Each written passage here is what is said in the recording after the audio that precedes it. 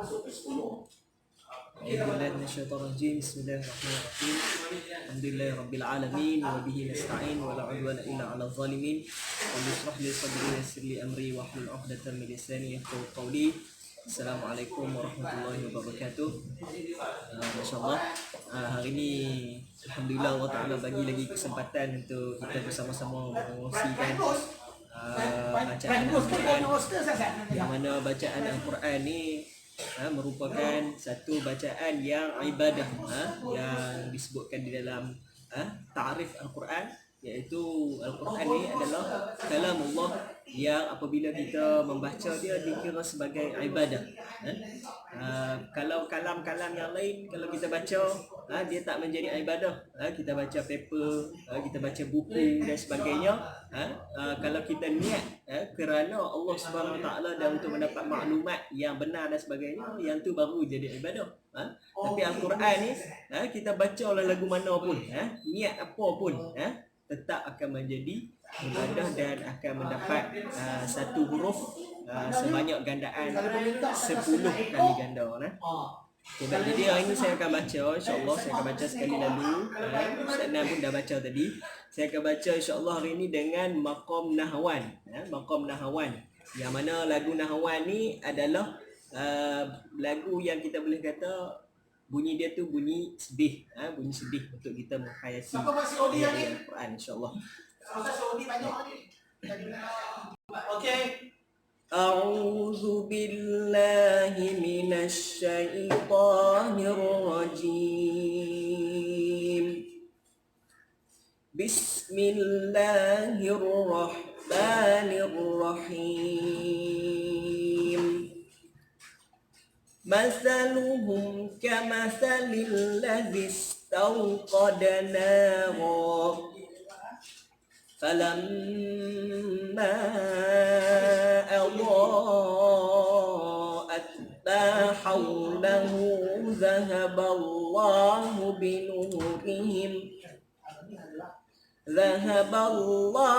بنورهم وتركهم في ظلمات لا يبصرون صم بكم عمي فهم لا يرجعون أو كصيب من السماء فيه ظلمات ورعد وبرق يجعلون أصابعهم في آذانهم من الصواعق حذر الموت والله محيط بالكافرين يكاد البرق يخطف أبصارهم كلما أضاء لهم مشوا فيه وإذا أظلم عليهم قاموا ولو شاء الله لذهب بسمعهم وأبصارهم إن الله على كل شيء قدير يا أيها الناس اعبدوا ربكم الذي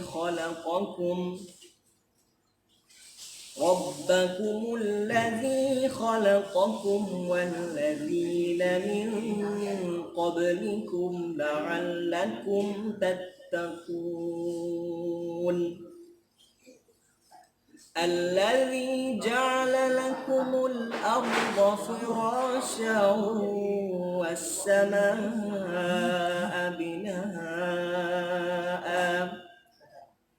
وأنزل من السماء ماء فأخرج به من الثمرات رزقا لكم فلا تجعلوا لله أندادا وأنتم تعلمون وإن كنتم في ريب مما نزلنا على عبدنا فأتوا بسورة من مثله وادعوا شهداءكم من دون الله إن كنتم صادقين فإن لم تفعلوا ولن تفعلوا فاتقوا النار التي وقودها الناس والحجارة أعدت للكافرين. Sadaqallahul Azim. Jadi itu adalah lagu Nahwan kemudian diubah masuk ke lagu Kurdi. Baik, jadi di dalam ayat yang kita baca ni, alhamdulillah ada satu ayat yang terakhir tu kan, ayat 23 dan ayat 24 tu yang mana Allah SWT menyebutkan wa in kuntum fi raibim mimma nazzalna abdina. Sekiranya kamu ini di mana ni? Kamu ni siapa ni? Kamu ni adalah kaum musyrikin lah pada waktu tu. Mukhatab dia yang ditujukan perkataan tu kepada mereka. Wa in kuntum fi raibin mimma nazzalna ala abdina, sekiranya kamu ini kaum musyrikin dalam keadaan ragu-ragu di atas apa yang telah kami turunkan kepada hamba kami. Nazzalna di dalam ayat Al-Quran ni, kadang-kadang Allah SWT apabila dia menyebut kami menurunkan Al-Quran, ada dua bentuk. Satu, Allah Ta'ala sebut nazzalna, nazzala, yunazzil, tanzil. Itu adalah perkataan dalam bentuk yang sama, tanzil, nazzala dan nazzalna dan sebagainya. Kemudian ada satu lagi yang Allah Ta'ala sebut anzalna. Anzalna ataupun anzala, itu adalah satu bentuk yang lain. Jadi apa beza nazzala dengan anzala? Anzala ni adalah Allah Ta'ala menurunkan Al-Quran tu sekaligus. Bila yang Allah Ta'ala turunkan Al-Quran sekaligus? Allah Ta'ala turunkan Al-Quran sekaligus di dalam bulan Ramadan, bulan yang kita akan masuk ni tak lama lagi, bulan Ramadan, beberapa hari saja lagi. Jadi Allah Ta'ala turunkan Al-Quran itu sekaligus daripada langit, daripada Baitul Izzah, dinamakan Baitul Izzah, kemudian turun kepada Lauh Mahfuz. Itu sekaligus Allah Ta'ala turunkan. Itu disebutkan anzalna, inna anzalna fi lailatul qadr. Sesungguhnya kami menurunkan Al-Quran itu secara sekaligus pada malam Lailatul Qadar. Dan malam Lailatul Qadar ni ulama berbeza pandangan, sangat-sangat banyak pandangan tentang hari apa Lailatul Qadar itu, hari yang mana di dalam bulan Ramadan, yang mana di dalam sebuah kitab kecil yang ditulis oleh Imam Al-Aiz bin Abdul Salam, Sultan Ulama, beliau mengatakan bahwasanya malam Lailatul Qadar yang diturunkan Al-Quran itu pada malam 21. Kemudian ada ulama lain macam Imam Nawawi dan sebagainya, mereka mengatakan pada 27 Ramadan. Ada yang mengatakan pada 17. Dan itu semua itu adalah perbezaan pandangan berdasarkan hadis-hadis yang ada dan berdasarkan dalil-dalil yang sahih daripada Nabi Muhammad SAW. Tapi yang pentingnya Lailatul Qadar itu berlaku di dalam bulan Ramadan. Jadi itu anzalna, iaitu turunkan Al-Quran sekaligus. Kemudian di sini Allah Ta'ala sebut nazzalna. Nazzalna ini maksudnya menurunkan Al-Quran itu secara berperingkat-peringkat. Bila yang Al-Quran itu turun secara berperingkat-peringkat, diturunkan kepada Nabi Muhammad SAW melalui Jibril alaihissalam, yang mana Allah SWT wahyukan kepada Jibril alaihissalam. Kemudian Jibril datang berjumpa Nabi, yang mana wahyu yang pertama yang diturunkan kepada bumi ini adalah Iqra bismi rabbikal ladzi khalaq. Itu adalah ayat wahyu yang pertama yang turun daripada Al-Quran. Jadi nazalna, Allah Ta'ala turunkan selama berapa lama? Selama lebih kurang 23 tahun. 23 tahun tapi tidak bercanggah satu pun. Itu membuktikan bahawasanya Al-Quran ini adalah sesuatu yang benar.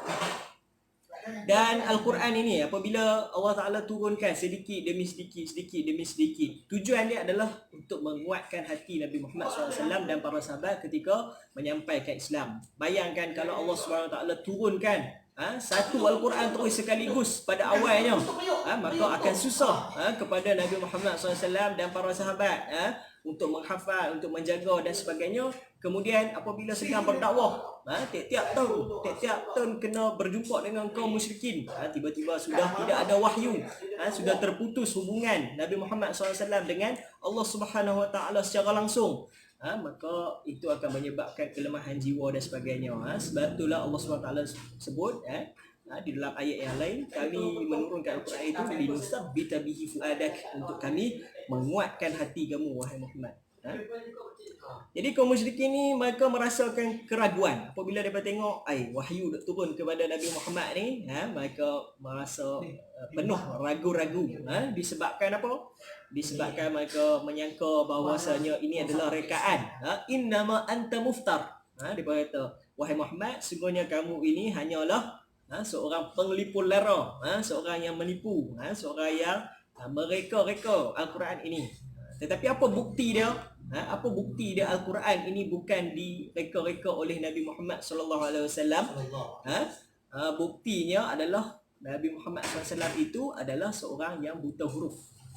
Jadi semua orang tahu pada waktu itu, semua kaum musyrikin, semua para sahabat, semua buta huruf. Apa bukti Nabi Muhammad huruf? Ketika adanya bai'ah, ketika adanya satu bai'ah, satu dokumen, yang mana pada waktu itu mereka tidak bersetuju, kaum musyrikin tidak bersetuju adanya nama Rasulullah, di dalam kertas tu. Maka Rasulullah SAW bersetuju dengan kaum musyrikin, tak apa, jangan letak Rasulullah tapi letak nama Muhammad sahaja.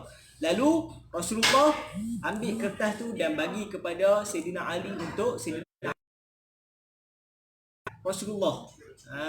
Akan tetapi Sayyidina Ali sanggup tak nak padam perkataan Bismillahirrahmanirrahim. Bukan Rasulullah, Bismillahirrahmanirrahim. Perkataan Bismillahirrahmanirrahim. Lalu Sayyidina Ali nak padam ni, dia tak sanggup nak padam Bismillahirrahmanirrahim. Sebab apa? Bismillahirrahmanirrahim itu adalah salah satu daripada ayat Al-Quran di dalam perjanjian tu. Maka Rasulullah kata kat Sayyidina Ali, wahai Ali, tunjukkan kat aku kat mana Bismillahirrahmanirrahim ni, biar aku padam sendiri. Maksudnya di situ apa?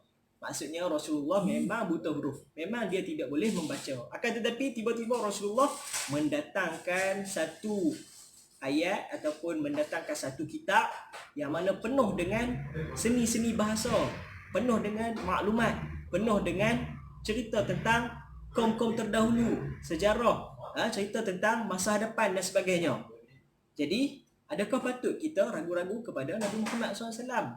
Maksudnya ada seseorang ataupun ada sesuatu yang sangat-sangat maha bijaksana sedang mengajar Nabi Muhammad SAW, sedang memberi wahyu kepada Nabi Muhammad SAW, bagaimana ingin menyampaikan sesuatu dengan bahasa yang terbaik, dengan bahasa yang paling cantik. Jadi tidak perlu ada keraguan di situ. Dan Allah SWT mencabar sesiapa sahaja yang merasa ragu-ragu kepada ayat Al-Quran ataupun kepada Nabi Muhammad SAW. Dalam ayat ini Allah Ta'ala kata fa'tu bisurah, maka datangkan satu saja surah. Datangkan satu surah. Surah tu apa? Surah tu maksudnya adalah salah satu potongan daripada ayat Al-Quran yang disusun oleh para sahabat dan juga Nabi Muhammad SAW. Disusun, kemudian itulah yang dinamakan surah. Surah yang paling panjang di dalam Al-Quran adalah surah Al-Baqarah yang kita baca ni. Dan di dalam dia juga ada ayat yang paling panjang, ayat tentang hutang. Kemudian surah yang paling pendek sekali, surah apa agak-agak? Surah yang paling pendek sekali adalah surah Inna A'tayna Kal Kautsar, Suratul Kautsar. Yang itulah ayat yang surah yang paling pendek sekali, ataupun surah Wal Asr. wal 'asri innal insana lafi khusr. Dua itulah surah yang paling pendek.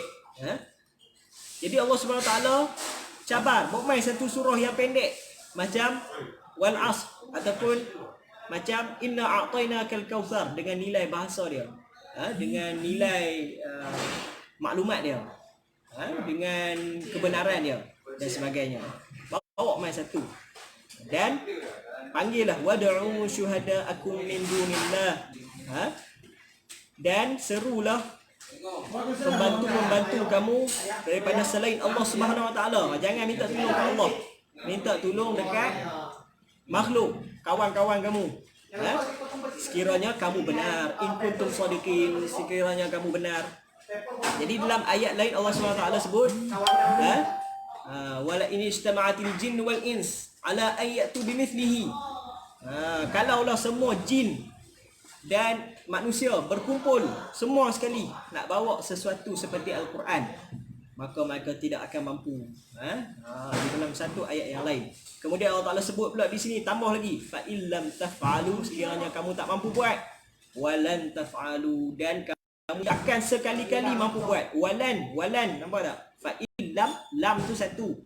Di dalam bahasa Arab, lam tu adalah nafi, mengatakan bahawasanya tidak akan mampu. Tidak akan mampu ni maksudnya sebelum ni tak ada siapa pun boleh buat Al-Quran ni. Kemudian walan taf'alu, di masa hadapan, walan taf'alu, nafi pada masa hadapan, tidak akan ada sesiapa pun yang akan mampu untuk membuat Al-Quran. Dan percubaan-percubaan untuk membuat Al-Quran ini dah banyak. Kalau kita tengok ramai daripada kalangan-kalangan orang yang cuba untuk membuat Al-Quran. Mereka menulis dengan gaya bahasa dan sebagainya. Akhirnya sebut seseorang ni, saya tak ingat nama dia, dia menulis Al-Quran dengan bahasa yang cantik. Semua orang bila baca bahasa yang dia tulis tu sangat-sangat cantik, susunan bahasa dia sebagainya. Tapi kandungan dia adalah tentang katok, katok lompat, lompat si katok lompat. Jadi kalau tulis dengan bahasa yang cantik pun, kalau apa yang ingin disampaikan itu nilai dia seperti sesuatu benda yang kita pun tak boleh nak anggap benda tu bermanfaat kepada manusia, maka benda tu tidak ada guna dan sia-sia saja. Fattaqun nar, sekiranya kita tak mampu buat Al-Quran, Allah SWT beritahu takkan mampu untuk kita buat Al-Quran dengan teknologi yang kita ada dan sebagainya. Kita tak mampu. Kita sampai sekarang ni, walaupun dengan teknologi yang kita ada dan sebagainya, kita masih tak boleh nak menjelaskan macam mana bumi ni muncul. Saintis-saintis daripada berbagai negara bagi teori macam-macam. Macam ada setengah tu bagi teori Big Bang, ada setengah tu bagi teori di muka bumi ni ada satu neutron, yang mana neutron tu membesar dan akhirnya jadi berkumpul dengan gas dan sebagainya dan menjadi bumi. Kemudian setelah menjadi bumi itu dalam keadaan suhu yang sangat-sangat panas dan sebagainya, tiba-tiba air turun daripada angkasa lepas, turun dan jatuh kepada bumi. Jadi kita boleh tengok kajian-kajian yang menceritakan tentang asal usul kewujudan bumi. Walaupun mereka boleh cerita, tetapi apabila kita tanya, bila kamu kata air itu turun daripada satu tempat yang lain, daripada mana air itu datang? Boleh tak? Boleh tak air tu kamu terangkan air tu sebenarnya asalnya daripada mana? Tak boleh tak terangkan. Air itu cuma dikatakan dia turun daripada satu tempat yang mana kita pun tak tahu. Dan air itu adalah sumber kehidupan. Tanpa air kita tak akan mampu hidup. Sebab itulah disebutkan Allah Taala lah yang menurunkan air. Wa anzalna minas sama'i ma'a, dan kami turunkan daripada langit itu air. Yang mana air ni hanya ada pada muka bumi, dan bumi kita ni dah melalui banyak fasa. Sebelum kita boleh hidup ni dah melalui banyak fasa, daripada keadaan yang penuh dengan kepanasan, kemudian keadaan yang penuh dengan salji, kemudian dengan keadaan tiada tumbuhan, kemudian tumbuhnya tumbuhan yang asalnya daripada bakteria dan sebagainya, kemudian lahirlah haiwan-haiwan dan sebagainya. Allah ciptakan haiwan Kemudian akhir sekali Allah Ta'ala ciptakan manusia dan turunkan Nabi Adam ke atas muka bumi. Jadi kita ni manusia, kita bukan datang daripada evolusi, ya. Kita bukan datang daripada monyet, macam mana yang dikatakan oleh sebahagian saintis tu. Teori evolusi ni adalah satu teori yang salah. Sebab apa? Dia untuk menyatakan bahawasanya manusia ni datang daripada teori evolusi adalah salah. Sebab apa? Sebab kita tidak mempunyai observasi ataupun inference yang menunjukkan kata satu spesies boleh berubah kepada spesies yang lain. Memang tidak ada observasi sains yang mengatakan satu spesies boleh berubah kepada spesies yang lain. Tidak ada. Satu spesies berubah ke spesies yang sama dan berubah ciri-ciri dia, yang tu ada. Tapi nak berubah daripada satu spesies ke spesies yang lain tidak ada. Jadi teori evolusi ni bukan satu teori yang benar. Fattaqun nar, maka sekiranya kita tak mampu untuk buat Al-Quran ni, tak mampu nak menyampaikan maklumat dia, fattaqun nar, maka takutlah kepada api neraka allati waquduhan nas wal hijarah, yang mana api neraka ni tempat ataupun kayu api dia adalah manusia dan batu-batu. Uiddat lil kafirin, dan disediakan bagi orang-orang kafir. Jadi kita ni apabila kita dapat Al-Quran, Allah Ta'ala anugerahkan kepada kita peluang untuk kita mendalami Al-Quran, dan Allah Ta'ala lahirkan kita di dalam iman.